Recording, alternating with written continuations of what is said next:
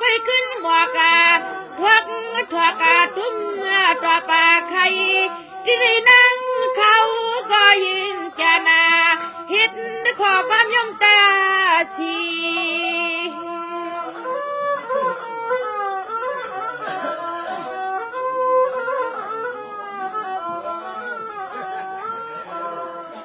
ลีตี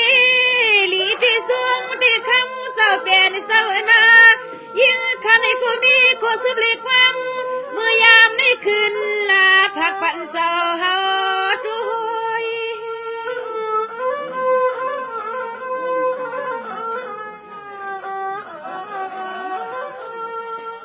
โอ้ยจะเป็นเสวนายามาตัวเหลวในยิ่งขันให้ก็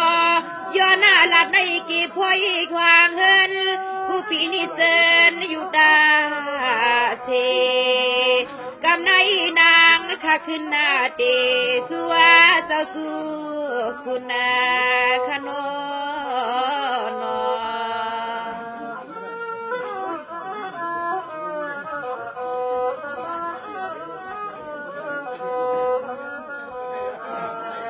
สังวาในที่ปะเท่าคือได้จะเป็นสาวนาเมื่อในตั้งวันเลื่อนจริงเสียงหนุ่มดูฮักเจ้าตีเปลี่ยนปางซุปปางฟังการเจ้าก่อมตูตานยุบันกว่าลีโน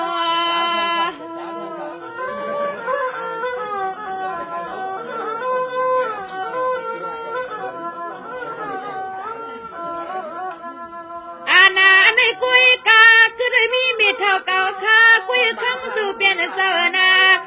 มือนางช้างทองยิ่งมีหมอก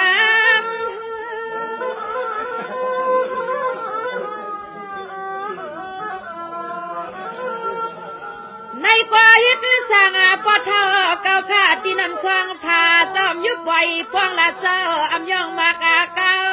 มือนางเสียงไอ้ลื่นจริงนางคาลี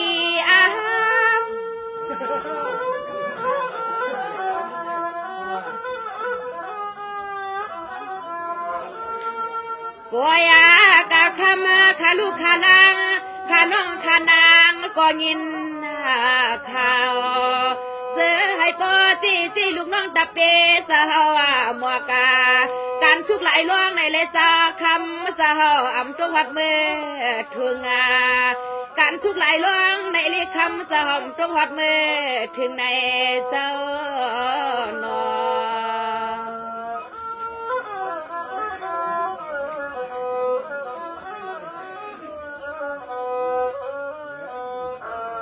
สวรรค์ในที่ปะเท่าคือได้มีเท่าคำเลือนอนาจิมือปานไหลวันไหลมันไก่ตอนกี้ที่มือเสียงอีขาลุกขาลังลีไปเตไปเลยจับมันสันที่เกิดในท้องในปุ่มหนอเจ้าหนอ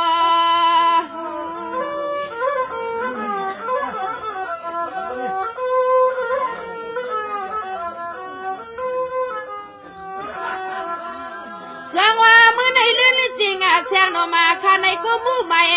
อย่าสูงขึ้นมาอย่าไว้เจ้ามีกามาหวบชื่อเจ้าเสคุณอันก็หมอหักวันหักเมืองก็นอลิขังขยอนมากเสียงหำแทงเธอ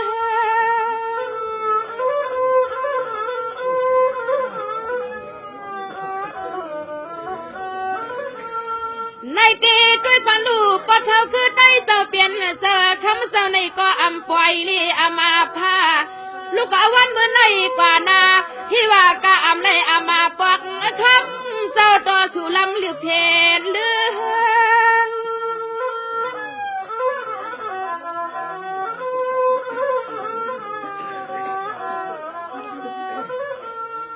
ข้ามาเจ้าที่ว่านอพี่ยาวันยาเมือง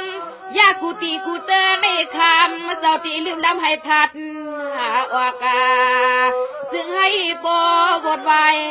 หายเอ็นลึกซึ่งให้โปตายแน่เจ้าว่าหนอ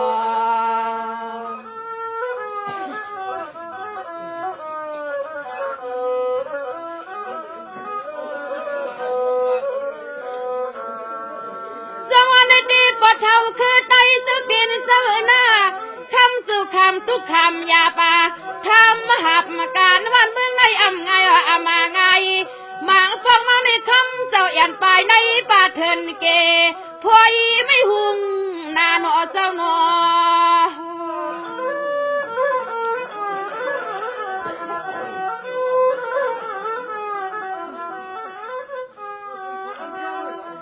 ในตีพอเท่าเก่า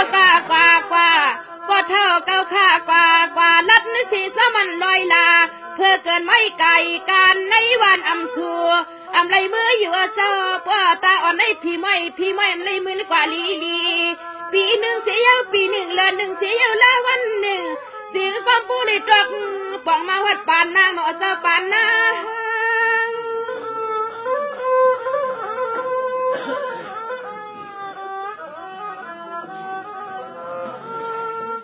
ในตีด้วยกวนขาลูกคำเจ้าไหนก็คัดแข็งยังตาแน่นนาในตีคำเจ้าคัดแข็งยังตาแน่นนากำพาดวงเมืองลูกในแย่กองนากาก็กะอำไหลเมืองจึงใจในคำเจ้าตื่นหือว่าในเจ้าหือว่า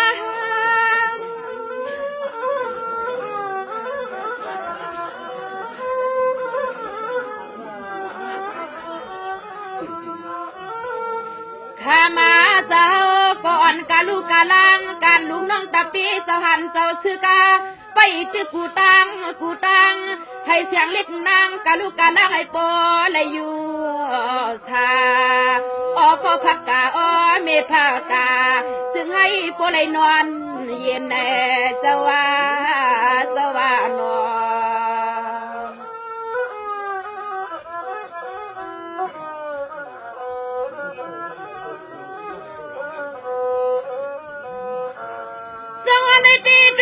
ข้ารู้เจ้าการอันไหลทุกคำเจ้าลูกเหยียบยางการอันไหลเมาคำเจ้าไว้ไผ่คาง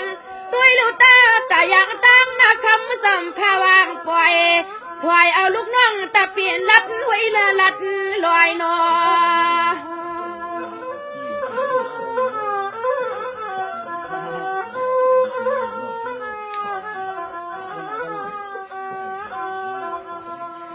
ในตีมังปากมังคาตีมือปันคุณชาแค่วังกวางเอาเจ้าคำเจ้าผู้ลิงินความเสียงลูกนางเองนางก้อย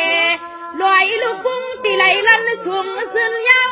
ก็คำเจ้ามือมัวเปิดเจ้ามือกัน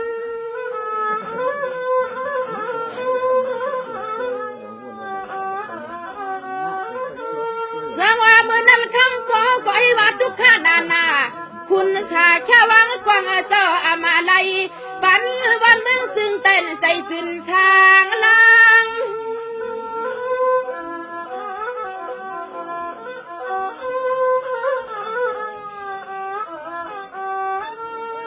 ข้ามาเจ้า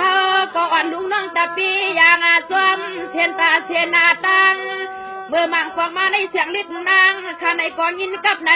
เสียนใจเสียนคอเนียนนากำพาลงลูกเมืองในโปตันมีเจ้าก็ป่าเลียวกำพาลงตอนเมืองในโปตันมีเจ้าก็ป่าเลียวลัดที่ในน้ำเกี่ยวนอเจ้านอ